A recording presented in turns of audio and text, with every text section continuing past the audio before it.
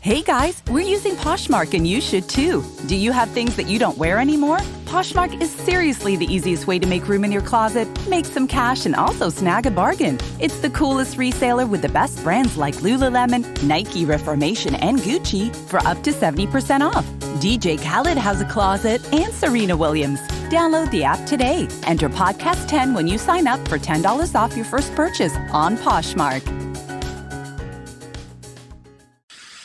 Need some adventure in your life? What Mad Universe is a podcast about the history of sci-fi, fantasy, and horror, where we delve the depths of pop culture history. Everything's the same politically, but we have ray guns. The actual motive isn't to explore something that's, quote, scientifically possible or... But neither is Star Wars, and I know there's arguments about that, but I would definitely consider Star Wars science fiction. You haven't read Dune! No, I haven't. You can never be the Kwisatz Haderach. What Mad Universe on the Greenlit Podcast Network.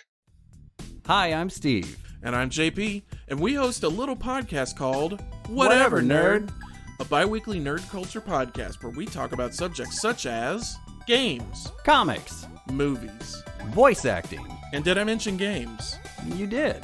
Join us every other Tuesday at whatevernerd.com. Or wherever you get your podcasts.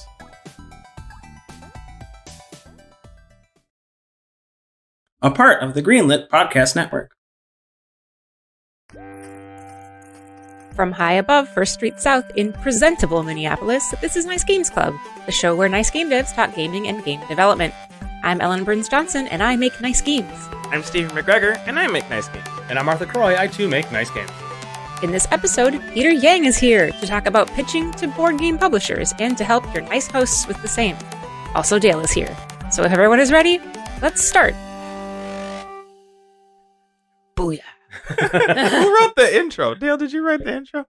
What? Because you're like, also Dale is here. That. Yeah, I put that in there. Well, it should be bigger. Stephen, you missed the meeting where we decided to not hide the fact that Dale is here. No, I'm not trying to hide. I want emphasis. Yeah. We agreed that we like Dale and we want her to be here. We want listeners to know. Yes. Not previously as you suggested, which is to never invite her on the show and reveal that she's here. Yeah, that sounds like me. Let me try it a couple times and we can cut it back in. Uh-huh. And also Dale is here. And also Dale is here. And also Dale is here. So we have Peter here, and Peter, we'll get to you in a second. No rush. And also Peter's here. Why are there 5 people in the clubhouse today? That's a good question. How do we even fit? That's the better question. We have been working on Glom because we love that game a lot, and it's got the juice. It's got the that's a good way to present it. It's got the juice. So we've been doing that, and we're like getting to a point where we're actually starting to. We want to like pitch it to publishers. Well, let me stop you right there. Oh, for listeners who might have missed the episode. Yeah. What is Glom? Oh yeah, that's fair. Dale, you want to present it? You've been practicing. Okay. Glom is a rewording romp of regular remarks. It's a party game that plays with words, and it's very easy to teach and play. Yes, yeah, that's accurate. They invented it during a Game Jam episode, which you can link to in the show notes. Right.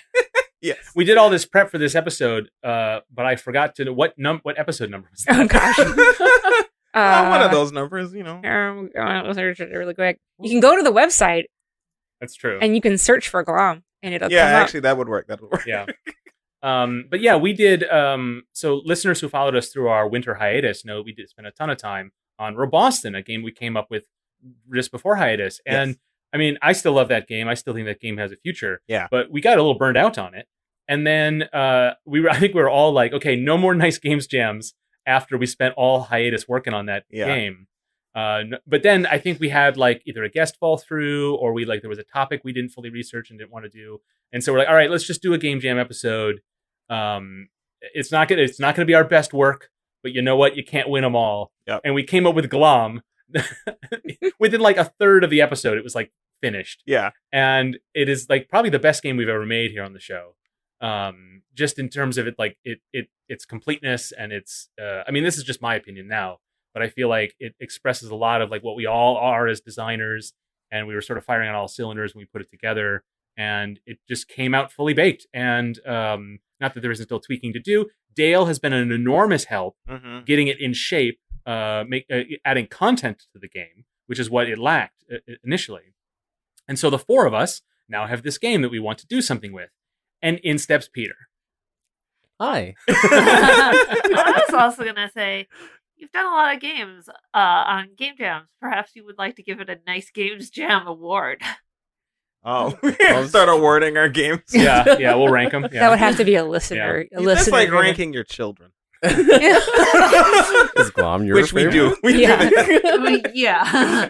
Which, it's episode 210. You can listen to this happy accident take place on episode 210. Oh, is that how you address your children? Happy accidents? Or you are child number 1. You are child number 2. I mean, sometimes you can't hide it. It's like, well, you're 10 years younger than the rest of your siblings because you were the result of a podcast episode. Wow. Well, okay. So before Peter enters the story, just Ellen and Steven, is my telling of that? Does that sound about right? No, that's accurate. I just wouldn't necessarily say that Glom is the best game we've ever made. Oh no, that's all. What would you say? I don't know which one would be the best. It's I just think that that's kind of it. But I'm just trying to get awards to our game. Oh, because you gotta put the little tassel in pitching. That's true. It goes on the box, and that helps it. Doesn't count if we give the award to ourselves. We'll look into that to make sure. This is the glommiest game that we've ever made. Yes. What say you, Ellen? I love Glom. Yeah, it's good. I don't know. It's simple. It's got I feel like a really elegant rule set, but it just ridiculous results. And it just, I don't know. It's fun to play. I think that's the biggest thing is I don't really care about the scoring. I just like seeing what people come up with. Yeah. Until I care about the scoring. If I'm winning, I generally care. Or if I'm playing against Lane. Sorry, Lane. Not sorry, Lane. Yeah. But only because Lane has a great sense of vocabulary. So I always feel like he kind of pushes my English degree back into high gear. And that's the thing about Glom that we haven't gotten into the details. It is a word game. It's a party game. And this episode is going to be devoted to us talking a little bit about getting it in final tip-top shape to be able to pitch it to board game publishers, which is something the three of us on the show don't have really any experience with, but our guest, Peter Yang, does. Yeah, I guess I've been doing this for about 3 years now, which is a really weird thing to say out loud and in front of an audience, because looking back at when I first started, I was just kind of just doing it for the fun. I've always wanted to do game design, and I can't program or code at all, unfortunately. So I was like, what's the next natural step? Is just board games. You just say the rules and everyone follows them. Great. Yeah, that's true. So when that journey first started, I attended a Protospiel in Minnesota, which is a very big board game kind of event for all across the world and nation. It's like a big Protospiel that happens in multiple states. But we have Protospiel in Minnesota in January, and this was right after December, where I attended my first online video game jam, and right into that swung into Protospiel, and I just started dedicating my life, finally making steps for making that happen. That's cool. That's exciting. Oh man, that must have felt so nerve-wracking. Yeah, it was insane. My only recommendation to anyone who wants to do this in their time is to start now, because I wish I'd started now earlier. Yeah. I think we all feel a little bit of that. It's like as soon as you start, you dabble, you try it, and then it ramps up at some point. Yeah. And you look back years later and you're like, that could have happened earlier. Yeah. I think it's probably true for a lot of us.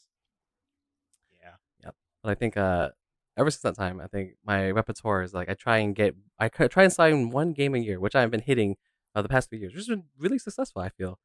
I feel like a lot of people who work on pitching a game rarely get that signature, get that contract.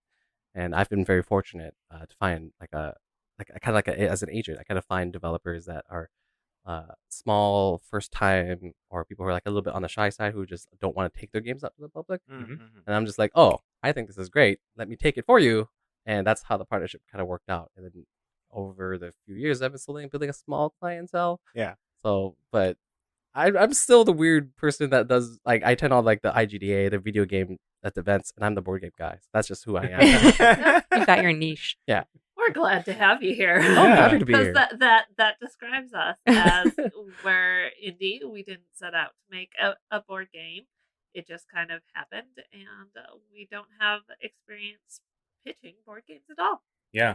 And I think a lot of our knowledge as professional digital game designers, it transfers, but not as much as maybe we hoped when we started looking into this. Yeah. And I think so, Peter, because I think we value your opinion on board games, we just wanted you to play Glum. Yeah. And knowing that you're busy, but you did see something in it, and you're helping us out to get it in front of people. Yeah, I'd say you invited me over on a Saturday. I played it once, and I was like, this game's got the sauce. Yes. I was like, this is a good party game, and I trust my initial gut, and I was like, and so we started talking that same day, and my initial thought was like, how do I market this? How do I pitch this? That's my immediate thought, and then I brought it up to a friend who I also pitched it to, and they were like, if I wasn't already swamped in party games, I would sign this right now and order 100,000 copies. Oh printed. my goodness! Oh dang, I didn't know the second half. Yeah, you didn't share the second half. Yeah. I just got really.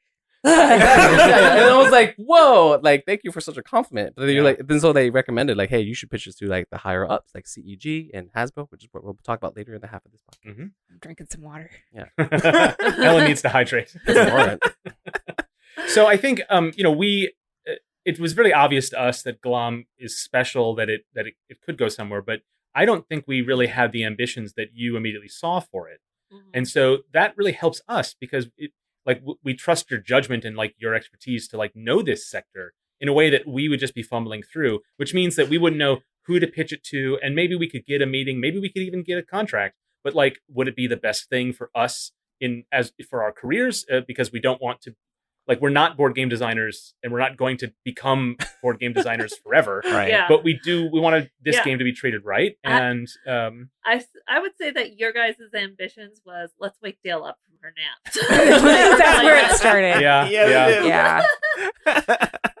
I mean, that's a big deal, you guys. But it's true. But and Peter's ambitions are, let's pitch this to the big publishers. Yeah, let's get this a home. Yeah. Like, something this fun and this, like, I don't know, this easy to play and enjoyable is something that I feel like should just exist in the world. Yeah. And I think we talked about it like a little bit earlier, just like, do we kickstart this? And we're like, no, that's just too much work. And like, I totally respect that. Right. That's a case where like we would hire someone to run a Kickstarter campaign. We would probably have no hand in doing it. It's not within our, I mean, we could learn to do it, but we're not going to. Yeah, it's sort of very, even if it was the best option for this game, we couldn't commit to that. Yeah. No, I wouldn't feel like we could do it justice, but you can do it justice, Peter. We'll find out.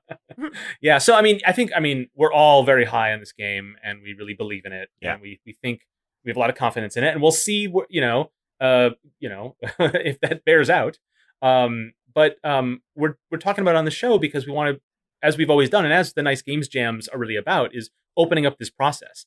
And because the three of us don't have the expertise in this process, Peter's here to provide that window into this step and us to be little Padawans to sort of, like, what is the plan? And so we're going to do some brainstorming. And I don't really know where we're going to start. Okay, so Peter, why don't you start by telling us, let's say a listener has a board game idea and it's pretty well developed and they played it with their friends. What are the things they need to pitch it to publishers? Well, first of all, I'm going to tell you to play this game with not friends and take it to public events. That's my first thing, is that, of course, whenever you play a game with your friends and your family, they're going to be like, oh, this is fun. This is like, I like this part, I like that part. They're not going to tell you what they don't like. Except for me and Eric. Yeah, well, that's fine. Those, you're the good kind of friend that they can. Yeah, not everyone has Straight Talking Dale to help them out. Straight Talking Dale is how we will introduce you from now on. Your game is too hard. I've heard that one a lot. Okay, we'll link the YouTube to the playtest event in the Twin Cities, and you can listen to me tell everybody their game is too hard because I do it a lot. Part of that's because I'm not great at video games, but that's good feedback though. Like taking it to a proto-spiel is going to give you so much more, I guess, like so much more feedback on. Is this actually the kind of experience you want people to feel? Is this the kind of game mechanically that's in like the right audience? Like, is this like, even though you want it to be like a entry level game, are the mechanics too hard? for an entry level player. Yep. Yeah. And I will say that I've been to a mini Protospiel because Yeah. Protospiel sells out. Yes. So like pay attention and get your tickets. But like mini Protospiel was just an event, a couple years ago at a local game store. Yep. And I got really good feedback, and I played some games that were pretty, some of them were really far in development, and they were good. And I was able to tell them straight talking Dale stuff. So it is really helpful. Yeah. Is that something that is that kind of that space been disrupted by COVID? Oh yes, very much so. Yeah. The good news is that we have wonderful things like Tabletop Simulator. Yeah. Yeah. Which has been a huge boon for like online playtesting. Yeah, Dale learned how to use Tabletop Simulator to test out Re-Ravel, which is another one of our Nice Games jams. And I learned how to use it to get Roboston up in it. And so by the time we needed to test Glom, with strangers, the path had been paved from previous experiments. So even if you don't have something ready now, I would say Tabletop Simulator or there are equivalent software options. Figure this out now because it will help you later. It's a tool worth knowing. And I will link my notes on how to get things into Tabletop Simulator in the link. Incredibly useful. Yeah, along with probably one guy's excellent video. That's still a resource, yeah. Like YouTube really helped me out in developing my thing. We happen to be kind of an Adobe family, so I needed more specific instructions for using Photoshop with that. But yeah, really helpful. And as long as we're on the topic, Tabletop Simulator, it's a game you buy and download, but there is a 4-pack, and that's essentially buy 3 passes, get the 4th one free. And so if you're going to be playing online with friends, that's a really good way to do it. And like think about that ahead of time. Be like, will me and my friends be buying at least 3 copies? Then just get the 4-pack. Yeah. And you can't get the 4-pack once you've bought it already. Yes. Oh. That's how Steam works. That's how Steam works. And actually that's just an example of like all the little things. When you think like I'm going to make a board game and test it and pitch it, there's all these little things you need to know along the way, just the various workflows and stuff that like, as someone who's been doing development for a long time and, media, I feel like it's not hard for me to learn something, but like I was flummoxed by how much I had to figure out to be able to get the Roboston in this case to the next step of it. And I was like, okay, so it humbled me a little bit to be like, all right, I'll sit back and I'll just watch these tutorials. I'll figure this out. And I'm using none of my familiar tools or not many of them or whatever. Yeah. But 100% worth it. Okay. So Peter, what are other online tools? Yeah, I was actually typing up on my computer. Obviously, there's Tabletopia, which is the most immediate comparison to Tabletop Simulator. Tabletopia is free, and the amount of stuff that they allow you to do for free is incredible. It may not be as polished as Tabletop Simulator in terms of like assets and like importing and things like that, but for the price of free and its functionality, it's incredible. I was quite impressed. You tested the game with us using Tabletopia. I'd never used it before. Yeah, really easy to use. Maybe it's not as polished, but it's pretty polished. Yeah, it's good. Yeah, I'd recommend giving that a go if that's an issue. Yeah. On top of it being like it's browser based, you just sign up for an account. Boom, you just pump in and That's play. cool. Send a Yeah, link. you share a link for a test. It's good. The workflow is nice. Tabletop Simulator is a little jankier. Yeah. In that way, in exchange for the power it gives you. Yes. Yep, and it's easier to share with different people because Oh, I yeah. know, I have a thing on Tabletop Simulator, and to find it, because I didn't make it publicly available, I just made it available to my friends. Even if you're my friend, it's very hard to find. I should put my notes in there too for how to tell your friends to get to your game. But yeah, I would say those are the 2 like leading things that people use for prototyping a thing, which is fabulous. And independent of COVID, like, once the pandemic is truly finally behind us, fingers crossed, these are still good tools to keep in your toolbox because, Absolutely. To test not just with strangers, but with people from other places, from other communities. And, it's easier to find people when the pool of people is much larger. It's the internet, yeah. Yeah, and I think that the other, like, leading into the next part, because you said the question originally being, what is the first thing you do? Is that you test it with your friends and such and that, but you bring it to the public. You can both do this both online and in person.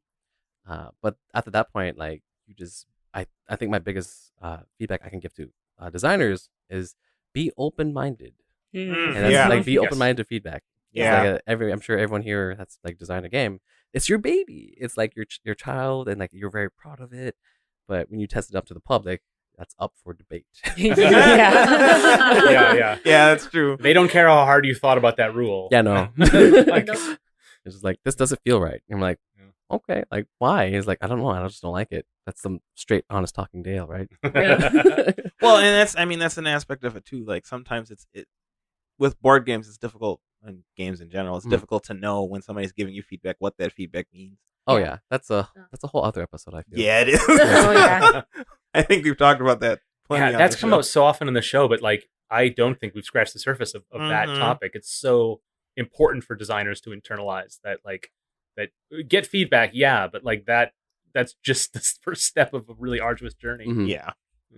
I think the next step is like it's probably working on your teach.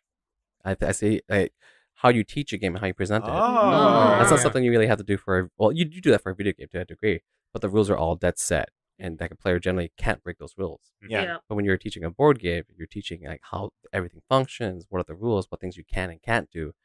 That's a whole like pitch in itself. That's a whole speech, and that takes like 10-15 minutes, and that's for a longer game. Like, for a more complicated game that can be very long. Yeah. The phase of your turn, the second phase of your Exactly. turn. Right. Who goes next? Yeah.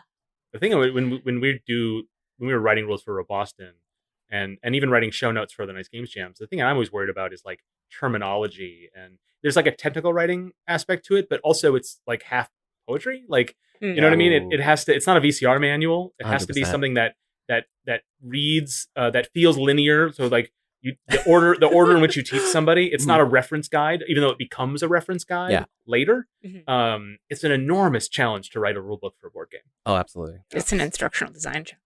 Yeah, that's something. Ellen's eyes are lighting up. Ellen, you are going to be writing the rule book for Glom. Okay. I thought you volunteered for that. I think I just did. But yeah, I think but the teach is actually a very important part, and I think that's one of the things that I really like about Glom is that I can like do it in like a minute. Yeah. Like here's 3 cards. You want to say this thing, follow these rules, otherwise you lose, and try and do this to get the most points to win the round. First person to 3 winning Gloms wins. Done. Yeah. Like that's it. Like that was like 10 seconds. Yeah. Yeah. Yeah. And it's very contextual. Like even if you don't know I don't know what you mean by that. And then when the game starts, oh, I know what you meant by that. Yeah. Which is the opposite of what happens with a lot of board games, which is like, I fully internalized your instructions. I don't know how to apply them. Yeah. Glom, we're lucky in the sense that Glom is easy to teach. And big advantage. And that's why, like, as far as a party game goes, like, that's what makes it really shine. Is that like teaching? What is it? Gosh, Cards Against Humanity. Like that's a game that everyone knows how to play. But like, have you tried teaching that to a player who hasn't played it recently? Yeah, it's a little weird. A little bit of an effort, right? Yeah. But like that, you can still break that down into like a quick 10-second game explanation, which is still a very good sign of a party game. Is that you can just sit down, play. Yeah, but I would say, yes, next up after you want to take it up to people and play it, you want to like practice your teach. Get a little script, not necessarily like a full word for word thing, but know what you say. Yeah. It's like the player elevator pitch. Yes, exactly. This is what you're going to be doing. Which that's a perfect segue, Dale. Thank you very much. Because like once you get to the whole teaching thing, when you are very interested in pitching to a publisher, you do need that elevator pitch, that 2-minute pitch. And it has to have, it doesn't need a byline, but I really like the idea of gravitating to like a game needs a byline. That's like this one sentence that just ties it all together. Yeah. And you mean a BUI line, not a BY line. Correct, yes. But like, I like Dale's, looking at the sales sheet again, it's a romp of rewording regular remarks. Like, it's quirky enough to be like, tell me more. Yeah. That's exactly what a byline needs to do. Yeah. Why are there so many R's? Yeah. I know, like, exactly. Like, why is there so many R's? There must be a reason. And the reason you premise this is like, this is a party game. And you say it's a romp of rewording regular remarks. And then the publisher's going to be like, okay, fine, tell me more. Well, what's fun about it is that because the game is about taking a sentence and coming up with a new way to say it, we actually can have a rule and a goal in mind for how someone would have come up with that particular slogan, which on the sell sheet, we can actually show how that slogan was created. Yes. Which you don't have to go that far when you're being told what glom is. No. But it gives it some depth, which I think is fun. Yep. And and we'll get to shell streets, but I will say that I've drafted this 3 times now, and my first draft did not have that. And that came as a suggestion from Steven.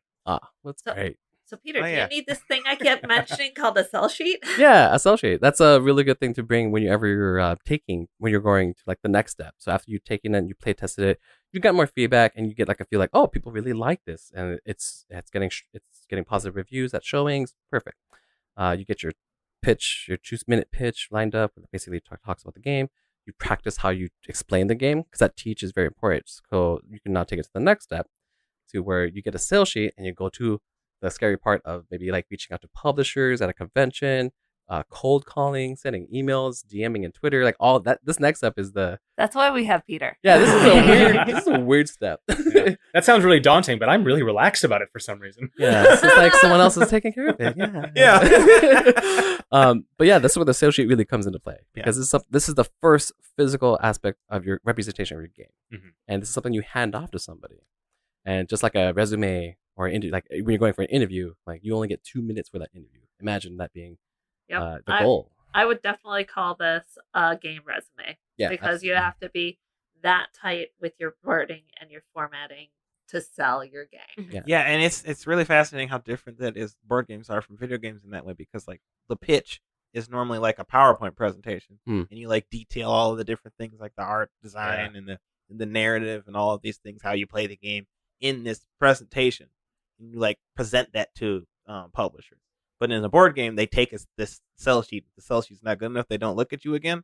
Kinda. I mean, yeah. Okay. but like they also grade it on who you are too and how you present it. So Sure, like, if your pitch is excellent and your sell sheet's blah, that middles out. And they'll be like, okay, yeah, tell us, like, send us an email or so on and so forth. But if your pitch is great and your sell sheets are great, they'll be like, yeah, like, okay, can I grab a prototype? And then that's a really good sign when they want to play it themselves. Yeah, okay.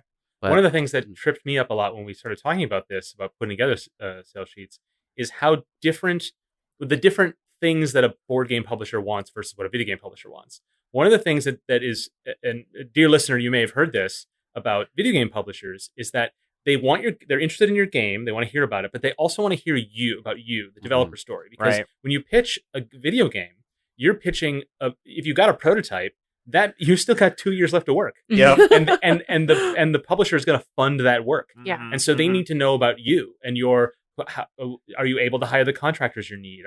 Is the scope that you're outlining something that you can execute on? The thing that really threw me, and it makes a lot of sense, but I didn't grasp it at first, was that board game publishers don't care about that to the same degree anyway. Yeah, I was going to say. I mean, a lot of time, because for 2 reasons. One is that the sort of they're not in the business of funding development, generally. Yeah. And secondly, a lot of times board game publishers do development in-house in a way that video game publishers don't. And those, the details of that is arranged. But so a publisher isn't necessarily worried if you can execute. If you've got a great idea and you've got a promise and your pitch is great, they don't care as much. And that was something that was very difficult to wrap my mind around, because I've been gearing my how I present my work that way for years now, to like, how do I prove myself as someone you can work with? And that's not quite the same thing. Yeah. Right?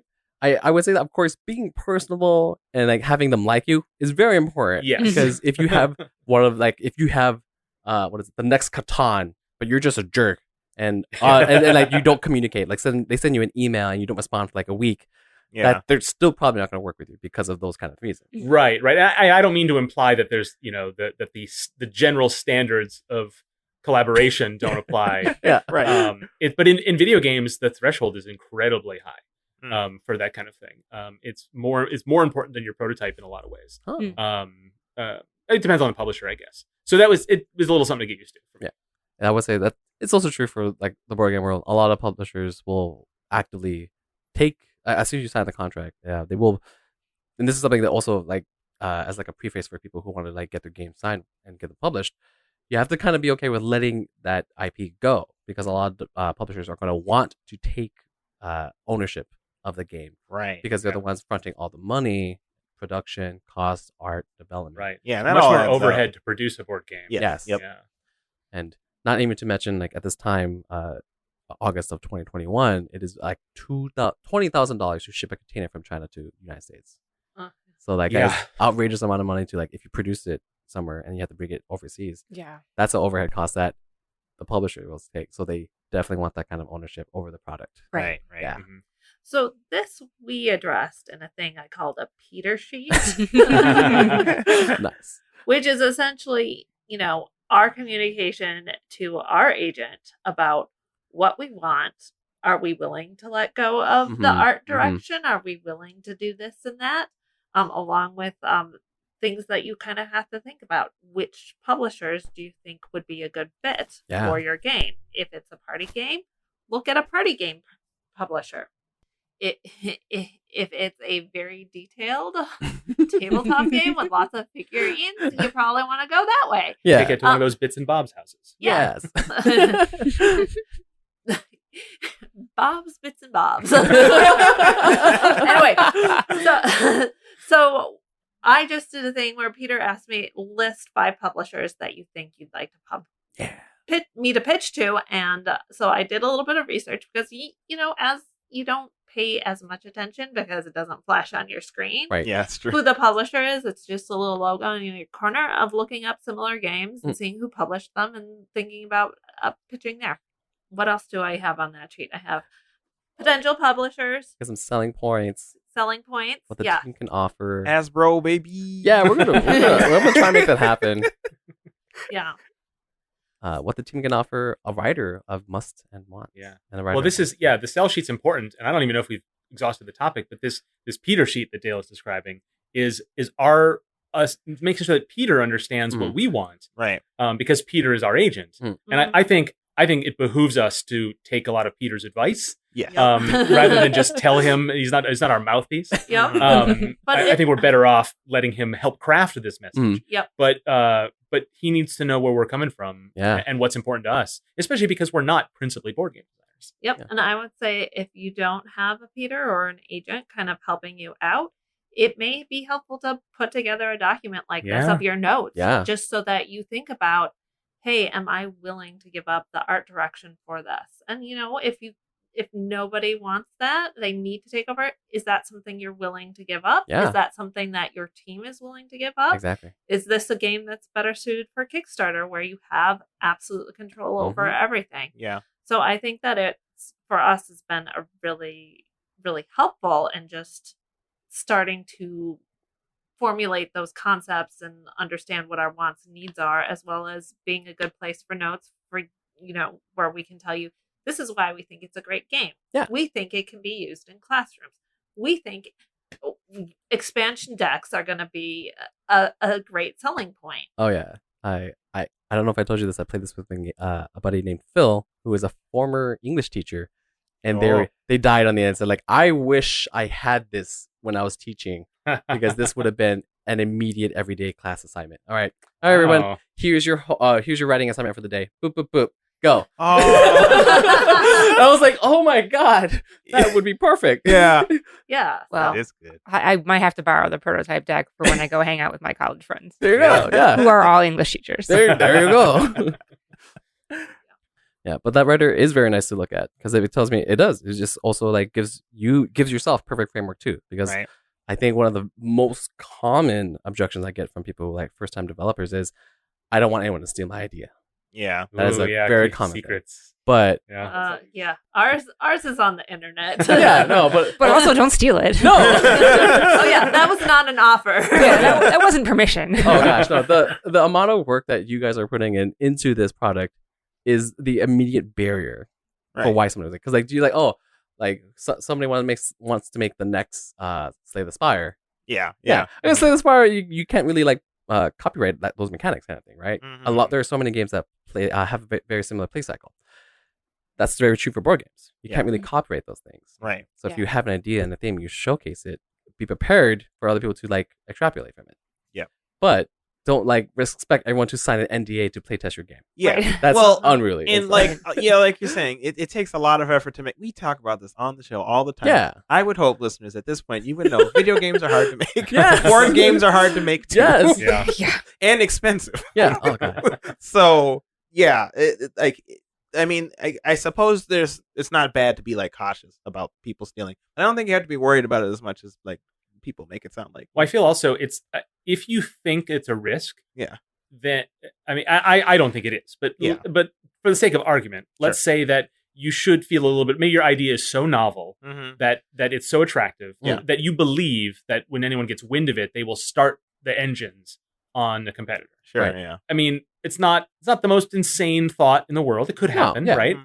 If you think that, it is still beneficial to not worry about it because all of the advantage you get from being able to have access to more playtesters, to get more feedback, to be able to work in the open, like that is something that is, I mean, just we talk about it in video games all the time. The culture of secrecy just actually hurts the production workflow of video games. Absolutely. And that's the same in any work that you do. And so I would say that like it's, you're not crazy for thinking that maybe you want to be protective of your idea, but at the same time, there's the trade-off that you got to consider, which is just the actual cost to keeping it in a file folder and showing it to nobody. Right.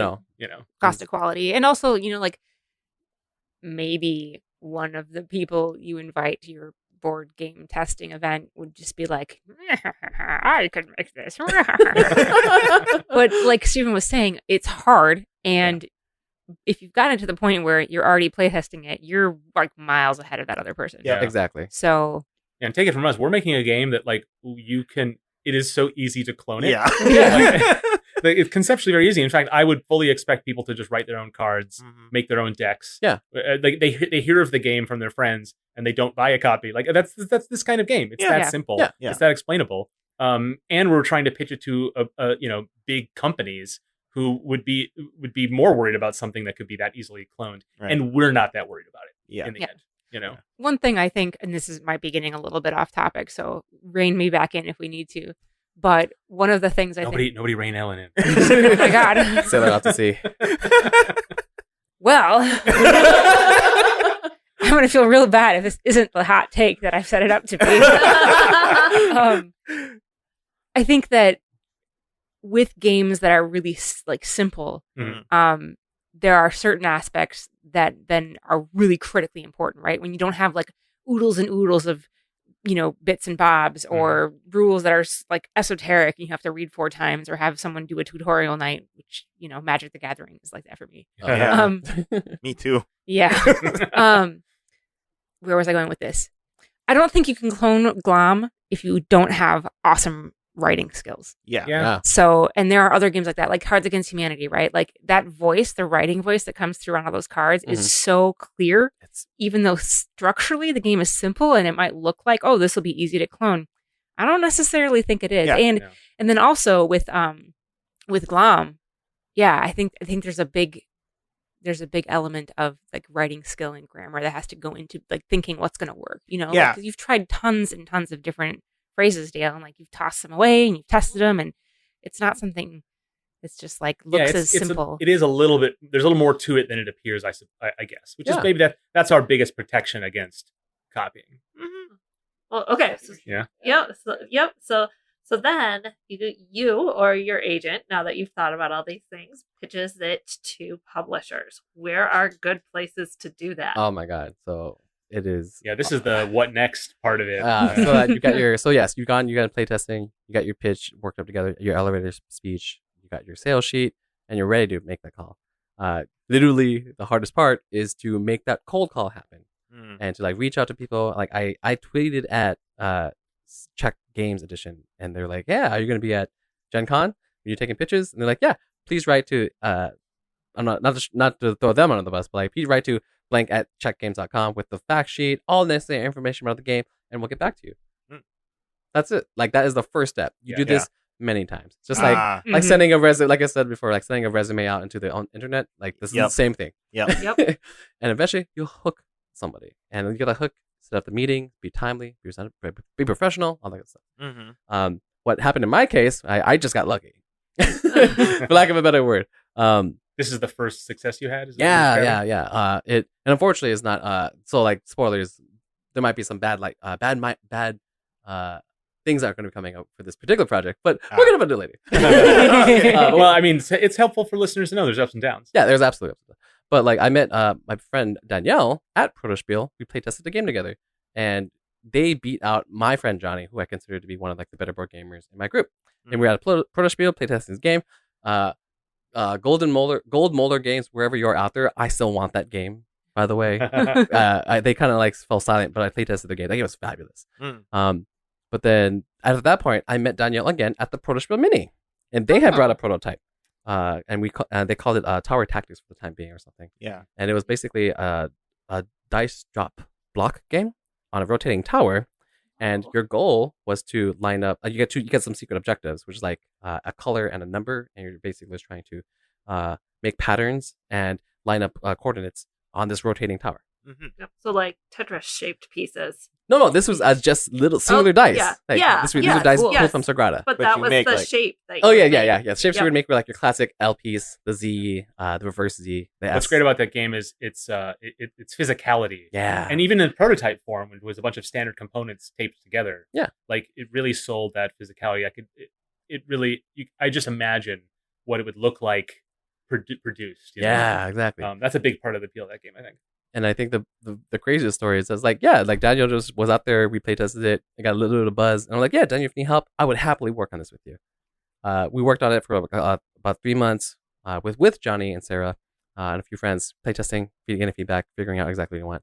And then we actually happened to meet Ben Harkins, who is the owner of Floodgate Games, which is a local publisher here in Minnesota, with their flagship game of Sagrada, which I'm sure you may or may not have heard, but it's basically a dice drafting game. A dice drafting game building stained glass windows based on Sagrada in Barcelona, Spain. Yeah, it's a beautiful game. Cool. But the funny part was that we were using Sagrada pieces, the dice from Sagrada, as the prototype pieces, which drew Ben there. And they played it.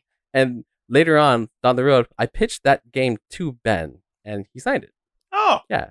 This was within like 6 months. That's wonderful. Yeah, and I was I've played that game at playtest events, and that game is good. Yeah, like that has the juice. It's the game after you're done, you want to play it again. Yes. And so like that's how that first signing happened. And then I did a little bit of work for Floodgate for the year, and they took me to events like Gen Con, Origins, PAX Unplugged. These are really big board game conventions, which I recommend you guys, if you're interested in pitching a game, just either A, attend, or B, like attempt to make these meetings happen at those conventions. Yeah. Like GDC is like that for video game developers. Yeah. They're very different events, very different. Yes. But the meeting structure is actually quite similar. Yep. And they're just basically places a lot of people will be. Yep. And so meetings happen there. Yes. Yep. Okay, so then you go to these conventions, you have a meeting, they look at your game, they say, excellent, I'll sign this right now, order 10,000 copies. Whoa. Reiner in. Okay. So I wish it was that easy. But once they like the game, they take the prototype with them. Then the whole this next legal process comes up, and this is my least favorite part. Oh, legal processes. It's the worst. Oh dear. I'm not really. I hate bureaucracy. Well, hold up. Let's talk about that pitch meeting. What happens in that pitch meeting? Oh, that pitch meeting. Oh, well, like generally you get like 30 minutes to showcase the game, and you generally play a few rounds of it.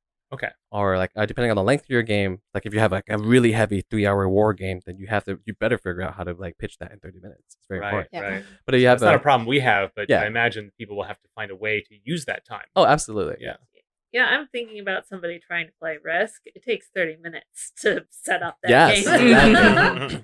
So depending, like it comes a little bit more targeted depending on like how heavy your game is. So for Tower Tactics, that game was very easy to set up in terms of just you had a dice bag, and you had a little cool model, and you just rotated the model on the thing. That was enough for my pitch. And I knew exactly how I wanted to pitch it. So I worked on my elevator speech. We sat down, brought out the prototype, said my pleasantries, of course, be a very personal person. But then that's easy for Peter. It is. But yeah, during that meeting though, you are on. Like if you were like considering yourself like doing a presentation or an interview, you are on. Right. Yep. So showcasing your game, allowing it to be a conversation, of course. Let them ask their questions, let them poke and pry. And then you play a little bit of it, or you at least can explain the mechanics that you feel are most unique, most noteworthy, what makes a player want to spend money on this game. And you don't have to say that explicitly, but you express it through like your mechanics or maybe a theming or an idea that you think somebody would want out of this game. and then kind of like put it in their idea of like, well, hey, like this is why this would be a great product for you to make. Yeah. And this is where you get a little bit more targeted in terms of your pitch. Yeah, just like when you're interviewing for a job. This Yeah. is why I'm perfect for your Yes, company. exactly. And then you go to the next company and you're like, this is why I'm perfect for your company. Yeah. Well, that's actually a good point, which is to say, like, you want to gear your pitch to the publisher, but you also don't want to do that cynically, right? Yeah. You actually do want to pitch publishers that your game is good for. Yeah, exactly. And that's why in my list of 5 publishers that I would like Peter to pitch to, I took a look at their games. I took a look, like Asmodee is on there and they make Timeline. And I was like, this is very similar. Yeah. I looked up who published Apples to Apples because I also felt like that was similar. Rest in peace. Go on. Etc. So yeah, you got to do your research on the company too, and kind of gear it that way. How well it will pair, why they would be good for your game. Yeah, but if that all goes well and they like the game, you get to the contract stage, and this is where having that writer internally makes you a little bit more prepared for it, because that writer's or that contract is going to say a lot of things, which is going to be like, are you okay with us having the ownership? If so, you better sign. If not, don't sign it. And if that's something you need to like discuss in that meeting initially, depending on like how it goes, there's a whole flow of conversation post meeting, like emailing back and forth, being like, what are some things that I'm worried about? What are some things I want? And like one of the things that I really wanted when working with Ben was I wanted to be at conventions. I wanted to be out there, like being in the part of the community. And he allowed that. He's like, yeah, we'll sign you on. And whenever we go to a convention set, we'll help take care of you, like compensate your room and your hotel and stuff like that. But you're working for me in that case. Then, like you're coming work in the booth, doing events and such and such. And that's what I wanted, though. Yes. Right. Yeah. And so I put that part of my contract. I was just like, hey, I want these elements. May I? And he was like, sure. And that's something you just He was negotiate. like, I met you during the pitch meeting. You were very personable. Yeah. You'll be great running a booth. Exactly. But that's stuff like you can ask for. And like, don't forget that you have the power to ask. You also have the power to deny. Right. Yeah. Like if they want to make sequels and stuff like that. Like I really appreciate that you have it in your writer of just like approval of like future designs or like first right of refusal, perhaps, if they want to make a sequel. Yeah, one of the things I think is important to us for Glom is like because it's a concept that is very easily expandable. A publisher is going to have control over that. We want to remain in that conversation because there's ways you could take it in a way that we wouldn't approve. Yeah. And in ways that we would strongly disapprove, perhaps. And so that is something that matters to us. Yeah, and that's very good and important. So once I get it to people and they're going to maybe have their own opinions or their own takes, I'm going to let them know. It's like, hey, the team wants this, like, they really like the name Glom. And if that's like, if you're going to retitle it, you better have a good reason, because if they don't like it, they might walk. And that's going to be hard for like that partnership to happen. But I will like express that if that's something they are concerned about. Yeah. And, we have to be ready too. Like if this deal is great, but one of our no-goes they're fighting us on, maybe we compromise. Yeah. We have to decide how important, and with more information we get, it's a process. Yeah. Like I'll tell you straight up right now, if Hasbro says they want this game, you change your name to whatever it wants. There's the end cap at target condition or scenario, which will make us very pliable, I imagine. Right. Exactly. That's the thing. So like, be reasonable in your even your own writer, but like just say like, be honest with yourself too. Yeah. I know that when I first drafted that, just based on our conversations, and I wanted you all to look at it, some of it was we like this. If they want to, we want approval. Yeah. And I divided it up with like, these are our musts, these are our wants, these are our nice to haves. Mm-hmm. Just to give you a good idea, because I think that's really hard to communicate the importance. Yeah, I would say like one of the other clients I'm working with, one of their like high like musts is that the cast and crew that is creating of the characters of Dungeons and Diadria, they want to make sure that it's there's a wonderful what is the word I'm looking for? Like a wide cast of characters. Yeah. Both representation of gender, sexuality, physical shape, body shape, all that kind of stuff. Yeah. That is a high requirement of them. So any publisher that I end up signing that with is going to have to abide by those. I would hope so. And that's going to be in you can word that in the contract. Exactly. Yeah. Yeah. And that's the thing that they could just ask for. Otherwise, if they break that contract, they get their game back. Mhm. And Yeah. You know, we talk about it in video games all the time. It's like there are things you make games for, like things you want to say or Yeah. things that matter to you, and that's you want that to survive the contract stage. Yep. You know. So what are we saying with Glom? I mean, that's an interesting question. Like, what is it that matters to us? What is it about is it just that it's fun and good? I think that's very important. Yeah.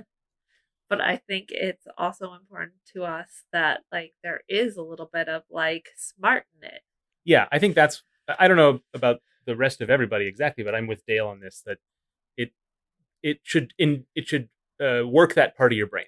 Yeah. I think a lot of party games are about who could be the funniest or even who could be the wittiest. Yeah. And I don't think Glom is that, and I like that about it. Yeah. Yeah, I can have those moments, but it's brainy. Yeah. Yes. Yeah, that's true. It's not Yeah. Jackbox. Yeah. Sorry. Love Jackbox. Yeah. I love Jackbox. But different market. Yeah, that's one of the different things where if a publisher comes in and says, "Oh, I would love to make this wacky," Mhm. I feel like I would be like, "Well, I don't really want to work with you then." Yeah. Like, Yeah. I mean, maybe we can make that work. Maybe we could figure something out or Yeah. compromise, or Yep. maybe we could be come to convinced. But a middle ground of what wacky works. and Yeah, what Yeah. exactly. Also, wacky the does game not is work. inherently wacky. Yes. right? Yeah, Like, yeah, You you don't it need is. to add any But it's like wacky smart. to it. It's like smart wacky. Yeah, It's like yeah, you have yeah. to actually work to. It's not work, but like work to Yeah. develop like the Yeah. funny. So well, for me, I mean, it's Yeah. like I think there's the sort of class clown of your board game group, Ah, yeah. and Yeah. I don't want them to win every round of Glom. Yeah. No. You know. And so, you know, but the rules engender that. So it actually would be Yes. hard to change it. So Yeah. I think that there's we have things that matter to us, but also maybe there's probably things we're worried about that will not come up, and things we haven't thought of that will come up, and we'll be like, oh, I Precisely. don't know about that. Mhm. And that's one of the reasons we have Peter to help us navigate it. Yeah. You just never know, like, maybe something really mattered to you that you just didn't know later.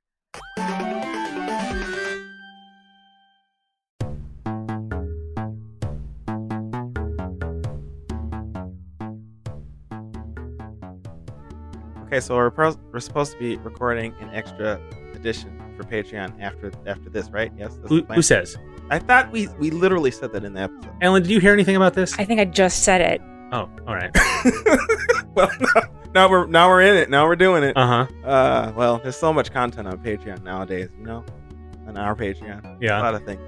I say when we started the Patreon, we made a promise to listeners that there would not be a lot up there. Yeah, actually, we did say that. We're like, listen, we're not going to. You can't trust us to add a ton of stuff. Yeah. We want your support. We're not gonna. Oh, Yep. but you know what? We put some stuff up there. We really did. we put in some work, y'all. We've got more to say. Yeah. Oh, it's nice too because like you can support us through Patreon. We because the show costs money to run and develop and things. But then you get access to all this fancy stuff we've got.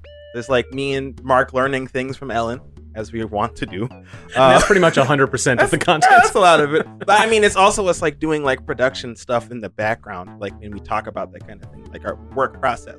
Yeah. So like you can hear how the show is made in the Patreon as well. Mhm.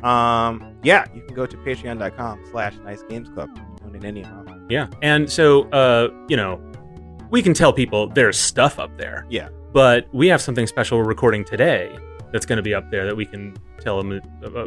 What's that all about? Yes, it's we're gonna be doing Trello work. That makes it sound boring. Okay, we're gonna edit this a little bit. There's a very clumsy bit to that. Of course. I'll give it a shot. Yeah, go ahead. We're going to be doing Trello work! Okay, Ellen, explain yourself. Okay, we're working on Glom together. We're going to work on Glom together, and also Dale is here. Mhm. And Peter's here. Hello. Still here. And I'm assuming Dale spun up a Trello board, which, did you? I did. I populated it with a bunch of activities that we want to do and get ready for pitching. So that includes things like making a video of gameplay and to show to publishers. It includes finalizing our sales sheet, getting things in place, lots of stuff. We just wanted to bring you as a Patreon on our journey of getting Glom ready. Yeah. So that's the plan. We're gonna organize ourselves, and that's, you want to kind of get that auditory peek behind the scenes, then jump on Patreon. Nicegames.club. Wait, no, that's not it. Patreon.com/nicegamesclub. That's right. Patreon.club/nicegamesclub. Nice Games Club. Did you just say patreon.glom? I did.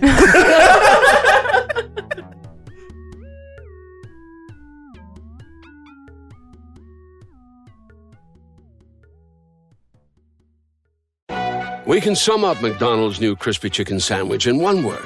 Crispy. But also juicy and tender. Maybe crispy, juicy, tender. All one word? Okay, fine. You'll just have to try our crispy chicken sandwich to understand it. Get a free medium fries and medium soft drink with purchase of any crispy chicken sandwich. Available only on the app. Ba-da-ba-ba-ba. Price and participation may vary. McDonald's app download and registration required. Need some adventure in your life? What Mad Universe is a podcast about the history of sci-fi, fantasy, and horror, where we delve the depths of pop culture history. Everything's the same politically, but we have ray guns. The actual motive isn't to explore something that's, quote, Yeah. scientifically possible, or... But neither is Star Wars, and I know there's arguments about that, but I would definitely consider Star Wars science fiction. You haven't read Dune! No, I haven't. You can never be the Kwisatz Haderach. What Mad Universe on the Greenlit Podcast Network. Hi, I'm Steve. And I'm JP, and we host a little podcast called Whatever, Nerd, a bi-weekly nerd culture podcast where we talk about subjects such as games, Comics, movies, voice acting. And did I mention games? You did. Join us every other Tuesday at whatevernerd.com. Or wherever you get your podcasts.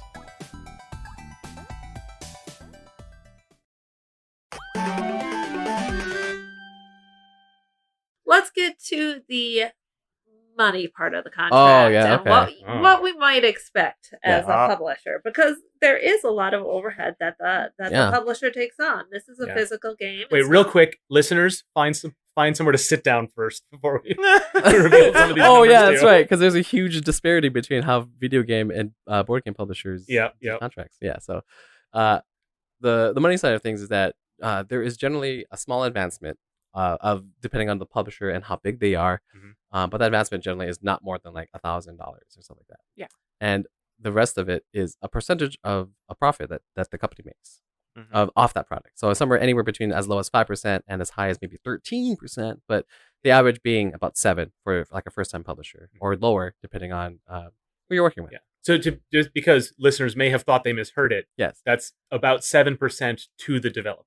Yes, that is correct. Right. Yeah. And so I mean, explain why is that not crazy? Yeah, because as I mentioned earlier, it is $20,000 right now to ship a container from China, which is probably where the manufacturing is happening. And not only are you shipping that container, you're paying X hundreds of thousands of dollars to get that product made. Right. On top of the internal development, including the art assets that they're probably going to be making, rebranding their own team.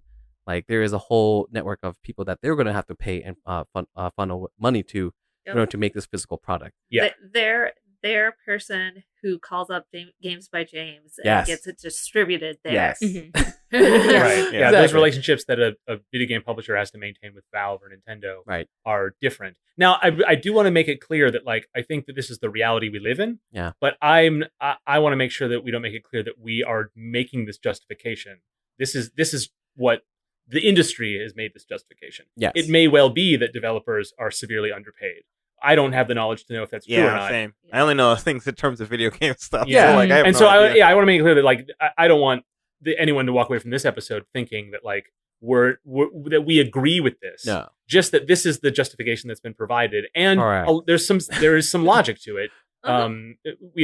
There's maybe details we don't know, but that is why it seems so shocking. Yeah. Yep. And if you don't like it, Kickstarter is a option now. Absolutely. Yep. Where it wasn't years before. Yeah, and that is another aspect, and we mentioned that before, of like saying that this is a game that could absolutely thrive on Kickstarter, but the amount of work that you as a person have to do as a I don't team. like You mean work. Steven, right? Yeah, Steven, yes. What? Hold on. The amount of work that Steven has to do to lead a Kickstarter campaign. We're not doing Kickstarter. It's okay. Yeah, yeah. Okay, good. No. But if we were. I'm not. Ellen and I are not doing Kickstarter. Oh yeah. Hold on. But, Wait a minute. but in short, there is actual Kickstarter companies that you can reach out to, and Yeah. people who are Yes. contractable Kickstarter campaign runners. That is now a new job. That's a new job role Yeah. and title. Yeah. Yeah. So So- that's so- So, listener, if you think that might be the job for you, that's something to look into because it's a brand new job. Yeah. Well, I mean, it's the Peter of that category, right? Yeah. Like, Peter of Kickstarter. Peter, you saw a need and you filled it, and that's what people do, to help manage Kickstarter campaigns. Yeah. And it's incredibly valuable because they're really hard to do. They are. But yeah, but that percentage, I'm on the side of Mark, and that I don't think it's completely fair, but at the exact same time, the way that once you sign the contract, they take the product and you are done. You've crossed the finish line. That's how a lot of publishers work. That goes a ways towards actually justifying a little bit. Yeah. Just to say that they are more invested in time and money. Yeah. And it can be different. Every publisher is a little bit different too. Mhm. So there are some people who are like, if you want to continually work on it, continue to develop it, that's something you can ask for. Or that's something that they may ask of you before they even sign the contract. Being like, hey, we want to see this a little bit more developed in this regards, which is an unfortunate, very common thing. It's spec work, right? Yeah. They're like, oh, we really like this. We're very interested. We'd love to see XYZ first before we sign it. And that is very much the spec work. Yep. Yeah, okay. Yep.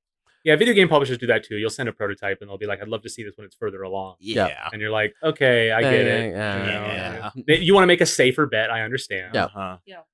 But that's very true in the board game world too. Mhm. So, like, for specifically Dungeons and Diadria, we are at a crossroads. Oh yeah. We pitched it to different publishers, and one of them wants it easy, like simpler, a lot more approachable. Somebody wants it way more complex. Yeah, they want like a campaign. Right, and neither of those are correct, right? They could both result in excellent versions. Exactly. Right? Yeah. You have to pick a direction. Yeah, and that's where like having your wants as a designer, being like, what do you really want for this game to do? What do you want the game to say? You go down the direction that you want, and then you say goodbye to the other publisher who was also interested, but maybe they wanted it a different way. Mm-hmm.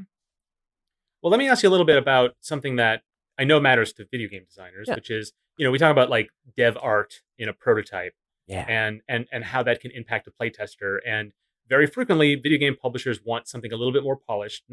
Sometimes they will ask for a vertical slice, which is a basically finished version of 5 minutes of your gameplay. Yeah. That's an unreasonable demand for the publisher, but they do sometimes ask for it. Mm-hmm. But my understanding, and you can help clarify this, is that board game publishers don't care as much about that. Yeah, no. They don't care about if you have a great logo. They don't care if your theme is all together. It's not as important to them, although it can help. Yes. It's not like a must-have. Yeah, I would say the amount of games that get pitched and have the same theme to them is generally like it's just like a shotgun. It's completely wild. Yeah. You could coin flip it and be like, oh, is this game going to stay on target? Probably not. Like, how many pirate games have you seen in the past past year for board games? So many. Yeah. That's like a reason why. You're like, oh, I made a pirate game. Like, well, no, we're not doing another pirate game because we just made one last year. Right. We're going to take this incredible, great drafting mechanic you have, though, and put it into something else. See? That's exactly how it would go. Well, so let me ask you, we made a prototype deck for Glom with some nice art. And, it's a game that is specifically, it's a word game. So it's designed entirely with using words as graphics. And so that's something that I liked to do with it. But that said, with no illusions that it would be the final version necessarily. Although in my opinion, it could be. But it looks good. But we're not. I don't think that's one of our things to say that this is the final or else. But will that impress a publisher, or do they not care? A little bit. I would say again, I keep picking on Dungeons and Diadria because that's like my next. It's the one in your head right now. Yeah, it is. Other than Glom, like that's the next one I'm like also really pushing for at Gen Con. Yeah. But that game had incredible aesthetics, and in terms of like its importance to gameplay, to game visual, it was very important for that game to function. Because basically you're making whole matches of two sides of an element, and if it doesn't match, then you don't gain the bonus for it. Right. Oh, yeah. But that matching is so important to look visually. Yeah. But other games, like I don't know, like I can tell you about like Tower Tactics. It was a Post-it card cutout that sit inside a plastic container. Yeah. And these cards were, and the gold cards were on the back of like a white sheet on a Magic card backing. And that was a prototype. And I was like, boom, we got there. Yeah. Yeah. And like that's how variable it can be. And what matters is the gameplay, of course, for all like all games. Like is the mechanics fun? Is it engaging? Will I want to play it again afterwards? Yeah. And that's what matters more to a publisher than any amount of fancy art. Yeah. So I know you cut that phrase out as a quote and like stick it on a bunch, like the Nice Games Club bumper sticker from Peter. Oh my god! So I know, Peter, a lot of us have play tested some of the games that you've been working with. Yeah. And one of the techniques I've seen more than once is games that use tons of stand-in art that, wouldn't, they obviously would be a copyright violation, but they're not being distributed. Yeah. But that is a way to get around the fact that you don't want to invest a lot of time in final art. But it gives you the feeling of the game. It's game feel. Yeah. It's very important. Yeah. And do you find that can sometimes maybe lock you into something? Or is it really just, or is it there's just so much available that you can really make whatever feel you want? You're not actually limited because Google image search can get you literally anything. Exactly. Yeah. Yeah, I would say that's very good to know, is that I wouldn't be married to one thing. Yeah. In terms like a fantasy setting for a game could be any type of fantasy. It could be like Star Trek fantasy. It could be World of Warcraft fantasy. And mechanically, all you'd have to do is change the art, character names, maybe some this is your descriptors. Yeah, some descriptors. Yeah, Like blah blah in the fancy forest. Exactly. Instead of the forest, it's at a space pub. Yeah. You know. Yeah. Well, again, it's something you have to decide how much it matters to you. I think in video games, it's more likely that your narrative and art are part of the holistic experience. Yeah. It's less common in board games, but if it is important to you, you probably have to be ready to explain that, because a publisher may not understand that that's important to you. Oh my gosh, Peter, thank you so much for coming on to our show. It's been a pleasure. This has been just a good chat. Yeah. And the start of something, which is the best part of it. Yeah. Listeners, we are going to be going off to do some work on the game. And the marketing materials. Yeah. And so we thank Peter for that upcoming work as well. Yes. Gosh, there's so much more I wanted to say, but maybe that's left for another episode. Yeah, well, let's have you back on. Have you back on. Yeah. When we get our signed contract, Oh we'll my be God. like, Peter, it's time for him back on. That motivation for you. Yeah, we'll be doing the make it rain and stuff. Yeah, Don't jinx it. Our $1 bills. Yeah, our $1 bills. $10. Woo! Well, Peter, where can people find you on the internet? Oh yeah, I have a Twitter. That's kind of the easiest way to reach out to me. I'm at Zetoviker, which is ZETTOVYKER, and just DM me if you have a game yourself that you want to play or just want to get reviewed or maybe want to pitch. Just reach out to me. I'm happy to work out with a lot of people. So yeah, cool. We will put those links in the show notes. That's our show. Check out our website, nicegames.club, for show notes and links to resources on today's topics, which were wide-ranging and many, so definitely check out those links. We'd love to hear your thoughts on this episode and on our programming in general. Go to nicegames.club/feedback and tell us what you think. You can also get in touch with us on Twitter at nicegamesclub, where Dale tweets about game dev resources and Red Burb is laugh, then destroy. Or you can email us through contact@nicegames.club. I'm not going to explain that tweet at all. You have to go look at it.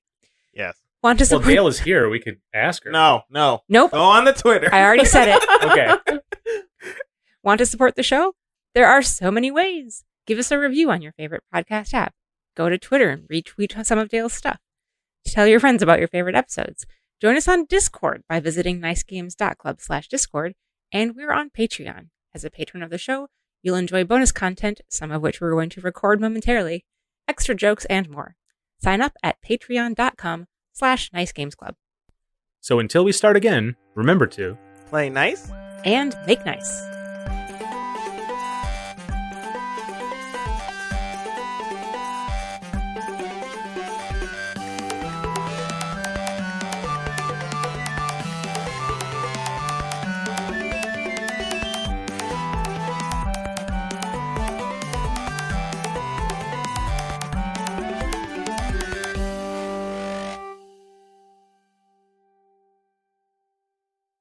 Yeah, so if you don't agree, die mad.